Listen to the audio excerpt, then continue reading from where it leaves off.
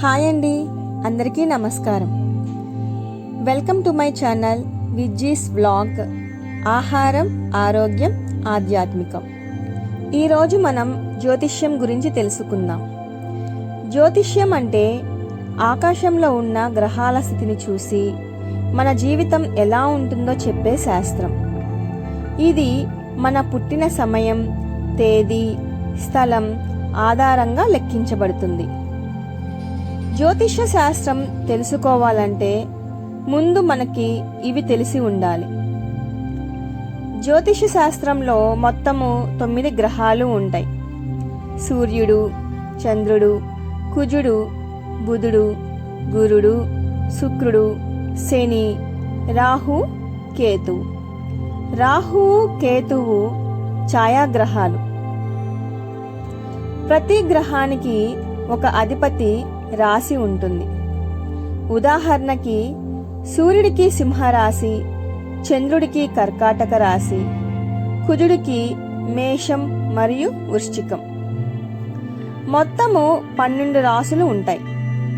మేషం, వృషభం, మిథునం, కర్కాటకం, సింహం, కన్య, తుల, వృశ్చికం, ధనస్సు, మకరం, కుంభం, మీనం. అలాగే 27 నక్షత్రాలు ఉంటాయి. అశ్విని నుండి రేవతి వరకు.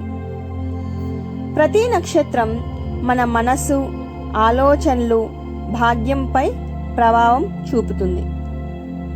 ప్రతి నక్షత్రానికి 4 పాదాలు ఉంటాయి. ఒక్కొక్క రాశిలో 9 పాదాలు ఉంటాయి. అశ్విని 1, 2, 3, 4 పాదాలు, భరణి 1, 2, 3, 4 పాదాలు, కృతిక 1వ పాదం మేషరాశిలో ఉంటాయి. కృతిక 2, 3, 4 పాదాలు, రోహిణి 1, 2, 3, 4 పాదాలు, మృగశిర 1, 2 పాదాలు వృషభ రాశిలో ఉంటాయి. ఈ విధంగా ప్రతి రాశిలోనూ 9 పాదాలు కలిగి ఉంటాయి. నెక్స్ట్ వీడియోలో రాశుల గురించి, గ్రహాల గురించి, నక్షత్రాల గురించి ఇంకా క్లుప్తంగా తెలుసుకుందాం.